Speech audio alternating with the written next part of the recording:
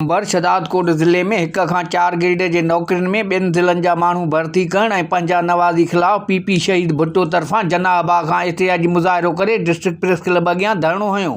उन मौक़े ते तुफ़ैल अमन सां गॾु मोहम्मद जान बुरोही, शौकत चांडियो, इरफान गोपांग, अली अकबर चांडियो मीडिया अॻियां ईंदे चयो त अंबर शहदादकोट ज़िले में 1 खां 4 ग्रेड जे नौकरियुनि में मुक़ामी माण्हुनि खे नज़रअंदाज़ करे ॿियनि ज़िलनि जे माण्हुनि खे भर्ती कयो वियो आहे। जॾहिं त भर्ती थियलनि में लाड़काने ज़िले सां तालुक़ु रखंदड़ डीसी इमदाद अली अबड़ो जे भाइरनि, मिटनि माइटनि समेत 25 माण्हुनि खे नौकरियूं ॾिनियूं वयूं आहिनि। नौकरियूं कामोरनि, एमपीएज़, एमएनएज़, हुक्मरान जमात जे उहिदेदारनि जे पुटनि, भाइटनि, सौटनि ऐं वेझनि अज़ीज़नि खे ॾिनियूं वयूं आहिनि।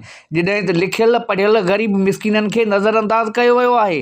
हिननि अख़्तियारियुनि ऐं सिंध सरकार खां घुर कई त अंबर ज़िले जे माण्हुनि सां थियल मुआशी परेशानियुनि वारे दौर में थियल नाइंसाफ़ी जो नोटिस वठी इंसाफ़ करे ॿी सूरत में एहतिजाज जारी रखियो वेंदो। कैमरामैन आदिल खोसो सां गॾु मोहम्मद मिठल खोसो, कोशिश डिजिटल, अंबर।